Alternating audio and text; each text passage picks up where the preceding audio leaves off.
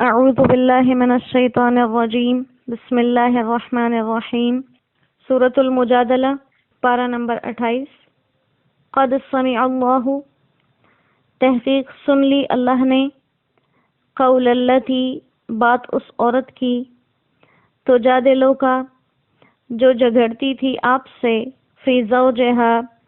اپنے شوہر کے بارے میں وتشتکی الی اللہ اور شکایت کرتی تھی اللہ کی طرف واللہ یسمع اور اللہ سنتا تھا تحاورکما تم دونوں کے سوال جواب ان اللہ سمیع بے شک اللہ سنتا ہے بصیر اور دیکھتا ہے الذین وہ لوگ یظاہرون جو ظہار کر بیٹھیں جو ماں کہہ دیں منکم تم میں سے من نسائہم اپنی عورتوں کو ما ہن امہاتہم وہ ان کی مائیں نہیں ہو جاتی ان امہاتہم ان کی مائیں تو الا اللائی وہی ہیں ولدناہم جنہوں نے ان کو جنا وانہم لیقولون اور وہ لوگ تو البتہ بولتے ہیں منکرم من القول ایک ناپسندیدہ بات وزورا اور جھوٹی بات وَإِنَّ اللَّهَ اور بے شک اللہ لعفو معاف کرنے والے ہیں غفور اور بخشنے والے والذین وہ لوگ یظاہرون جو ماں کہہ دیں من نسائہم اپنی عورتوں کو ثم یعودون پھر لوٹنا چاہیں لما قالوا اپنی کہی ہوئی بات سے فتحریر رقبۃ تو آزاد کرنا ہے ایک گردن کا ایک غلام کا من قبل اس سے پہلے ان یتماسا کہ آپس میں ہاتھ لگائیں ایک دوسرے کو ذالکم توعظون بہ یہ تم کو نصیحت کی جاتی ہے واللہ بما تعملون خبیر اور جو کچھ تم کرتے ہو اللہ اس بات پر خبردار ہے صدق اللہ العظیم سورۃ المجادلہ مجادلہ کا مطلب کہ جب کوئی انسان کسی سے بات پوچھے سوال پوچھے اور ایک دو دفعہ جواب پانے کے باوجود بھی اسے اپنی تکلیف میں کمی محسوس نہ ہو اور وہ بار بار اپنے سوال کو دہراتا رہے اپنی تکلیف کو دہراتا رہے تو اس قسم کے جھگڑے کو مجادلہ کہا جاتا ہے۔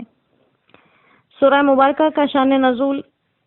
یقیناً بہت سے لوگوں نے سنا ہوا بھی ہوگا، ایک دفعہ یاد تازہ کرنے کے لیے اس کو دوبارہ دہرا لیتے ہیں۔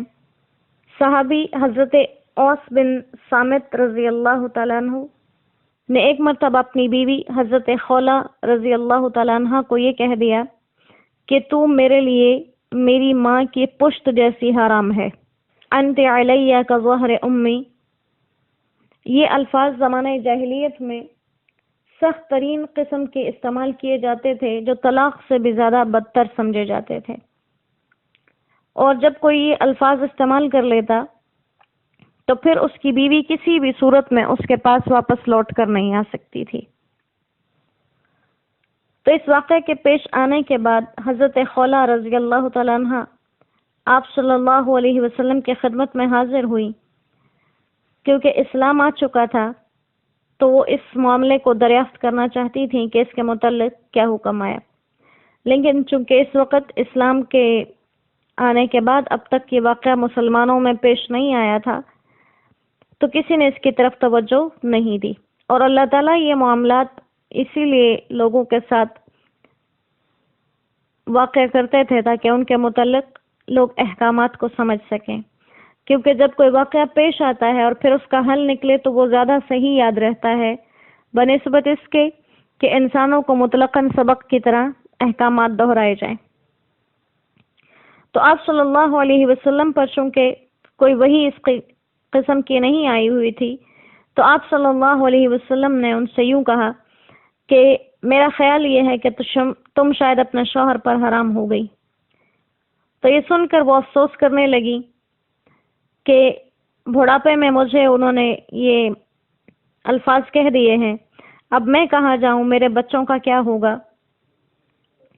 اور وہ کہنے لگی کہ میرے شوہر نے تو طلاق کے الفاظ کا ذکر نہیں کیا، تو پھر طلاق کیسے ہو گئی؟ اور ایک روایت میں آتا ہے کہ جب آپ صلی اللہ علیہ وسلم نے یہ جواب دیا تو اس کے بعد حضرت خولہ رضی اللہ تعالیٰ عنہ نے براہ راست اللہ سے فریاد کی کہ اے اللہ، میں اپنے معاملے کی آپ سے ہی شکایت کرتی ہوں۔ تو اس پر یہ آیات مبارکہ نازل ہوئی اور ان کے مسئلے کا حل بتایا گیا۔ تو پھر اسلام کے اندر اس چیز کی اصلاح کی گئی، اور یہ حضرت خولہ رضی اللہ تعالیٰ عنہ، ان کا اعزاز اللہ نے ذکر کیا، ان کی فریاد رسی بھی کی، اور ان کا اعزاز بھی ذکر کیا کہ اللہ ان کی بات کو سن رہے تھے۔ ایک مرتبہ حضرت فاروق اعظم رضی اللہ تعالیٰ عنہ صحابہ کرام کے ایک مجمع کے ساتھ کہیں جا رہے تھے، تو یہ حضرت خولہ رضی اللہ تعالیٰ عنہ سامنے آ گئیں، آپ سے کچھ کہنا چاہتی تھیں، تو آپ نے راستے میں ٹھہر کر ہی ان کی بات سنی۔ اس پر کچھ لوگ آپ سے کہنے لگے کہ ایک بڑھیا کی بات سننے کے لیے آپ نے اتنے بڑے مجمع کو روک دیا۔ تو آپ رضی اللہ تعالیٰ عنہ نے فرمایا کہ خبر ہے یہ کون ہے؟ یہ وہ عورت ہے جس کی بات اللہ نے آسمانوں کے اوپر سے سنی تھی، میں کون تھا کہ اس کی بات کو ٹال دیتا؟ اور اگر یہ خود اپنی بات کہہ کے نہ جاتی تو جب تک یہ کھڑی رہتی میں ان کے ساتھ رات تک یہیں کھڑا رہتا۔ تو اللہ تعالیٰ نے فرمایا قد سمع اللہ نے سن لی اس عورت کی بات جو اپنے درد، اپنی تکلیف کو لے کر آپ صلی اللہ علیہ وسلم کے پاس آئی اور اپنے شوہر کے معاملے میں آپ سے مجادلہ کر رہی تھی، اور آپ صلی اللہ علیہ وسلم جواب دے رہے تھے کہ تمہارے معاملے میں مجھ پر ابھی کوئی حکم نہیں آیا۔ تو اس پر اس کے غمگین دل سے یہ بات نکلی کہ اے اللہ، میں تو آپ کے سامنے اپنی شکایت کرتی ہوں۔ حضرت عائشہ صدیقہ رضی اللہ تعالیٰ عنہ فرماتی ہیں کہ پاک ہے وہ ذات جس کا سماع تمام آوازوں کو گھیرے ہوئے ہے، جو ہر ایک کی آواز ہر حال میں سنتا ہے۔ فرماتی ہیں کہ میں اس وقت رسول اللہ صلی اللہ علیہ وسلم کے پاس موجود تھی جب حضرت خولہ رضی اللہ تعالیٰ عنہ اپنے شوہر کی شکایت بیان کر رہی تھی، مگر اتنے قریب ہونے کے باوجود میں نے حضرت خولہ کی باتیں نہیں سنی، لیکن اللہ سبحانہ و تعالیٰ نے فرمایا کہ قد سمع اللہ نے سب سن لیا، اللہ نے سب سن لیا۔ تو پھر ہم لوگ مسلمان ہو کر کیسے اس رب کی ذات سے مایوس ہو جاتے ہیں کہ وہ سنتا نہیں ہے؟ وہ سنتا ہے، یقیناً سنتا ہے۔ اگر کسی بات میں تاخیر ہوتی ہے تو اس سے بہتر عطا فرماتے ہیں۔ وہ جو دیر ہوتی ہے وہ اصل میں دیر نہیں ہوتی، اس میں بہت بڑی خیر اور عافیت چھپی ہوتی ہے۔ تو اللہ نے ان کی بات کو سنا، ان کی شکایت کو سنا، اور ان کے لیے احکامات نازل فرما دیے۔ تو کہا کہ آج کے بعد اگر کوئی تم میں سے اپنی بیویوں سے زہار کر بیٹھے، یوں کہہ دے کہ میرے لیے میری ماں کے پشت جیسے ہو، یا زہار کی تعریف شریعت میں یوں کی جاتی ہے کہ اپنی بیوی کو اپنی محرمات ابدیہ، یعنی وہ خواتین جن سے کسی صورت میں نکاح نہیں ہو سکتا، ماں، بہن، بیٹی وغیرہ، ان کے کسی بھی ایسے عضو سے تشبیہ دے دینا جس کو دیکھنا اس مرد کے لیے جائز نہ ہو، اس کو زہار کہتے ہیں۔ تو فرمائے کہ اگر کوئی انسان زہار کر لے تو اس کے دو طریقے بتائے اسلام کے اندر۔ پہلے تو اس رسم کو خود ہی ناجائز قرار دیا کہ وہ لوگ جو اپنی بیویوں کو اپنے ماں کہہ دیتے ہیں، قرآن نے فرمایا ما ہن امہاتہم، وہ ان کی مائیں نہیں ہیں، مائیں تو وہ ہیں جنہوں نے ان کو جنم دیا ہے۔ اور کہا کہ یہ بات جو ہے منکرم من القول، ایک بالکل بیکار بات ہے، گناہ کی بات ہے، وزورا اور جھوٹ ہے۔ پہلی تو اس کی تردید کر دی کہ ایسا کچھ ہے ہی نہیں۔ دوسرا، اگر کوئی انسان ایسا کر بیٹھے تو پھر وہ بیوی ہمیشہ کے لیے حرام تو نہیں ہوتی، لیکن اتنی بڑی بات تک جب ایک انسان پہنچ گیا تو اس پر بطور سزا اپنی اس بات پر شرمندگی محسوس کرنے کے لیے کچھ کفارہ اس کے اوپر رکھا گیا،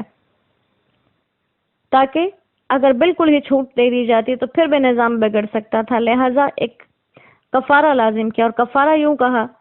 کہ تم میں سے جو اپنے عورتوں کے ساتھ زہار کر بیٹھیں، یعنی انہیں اپنی ماؤں سے تشبیہ دے دیں، ثم یعودون لما قالوا، پھر اپنی بات سے رجوع کرنا چاہیں، تو رجوع کرنے کے لیے یہ کفارہ رکھا گیا۔ تو مطلب کیا ہے کہ جو کفارہ لازم کیا یہ زہار کی وجہ سے نہیں ہے،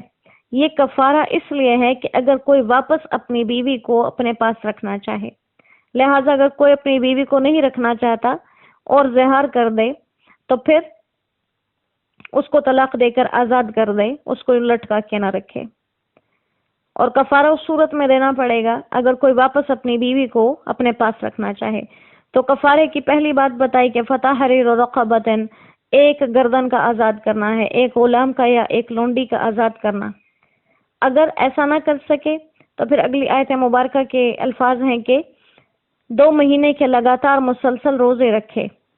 اور اگر کسی بیماری یا کمزوری کی وجہ سے لگاتار روزے بھی نہیں رکھ سکتا تو 60 مسکینوں کو کھانا کھلائے، یعنی 2 وقت پیٹ بھر کے کھانا 60 مسکینوں کو کھلا دے، اور اگر کھانا نہ کھلانا چاہے تو 60 مسکینوں کو ایک ایک فرد کے اعتبار سے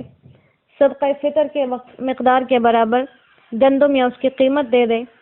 اور صدقہ فطر کی مقدار ہمارے زمانے کے اعتبار سے 2.25 سیر گندم ہے تو وہ بھی دی جا سکتی ہے اور اس کی قیمت بھی، اور اگر احتیاطاً 2.25 سیر کے بجائے 2 سیر مکمل کر دیے جائیں تو زیادہ بہتر ہے۔ تو یہاں پر یہ ان الفاظ کی تشریح تھی، اور انشاءاللہ آگے ان الفاظ کو جب پڑھیں گے اس کے ساتھ تو آیات کے احکامات کو مزید وضاحت ملے گی، اور پھر مزید وضاحت کے ساتھ اس کو بات کے ذریعے کھولیں گے، اور اللہ تعالیٰ اس کو جو ہم نے کہا جو سنا اس کو ہمارے سمجھنے کے لیے اور ہمارے سننے کے لیے پڑھنے کے لیے آسان فرما دیں، اور جو کچھ ہم سنیں اللہ تعالیٰ ہمیں اسے آگے پھیلانے کی توفیق عطا فرما دیں۔ وما علینا الا البلاغ وآخر دعوانا ان الحمد للہ رب العالمین۔ السلام علیکم ورحمۃ اللہ وبرکاتہ۔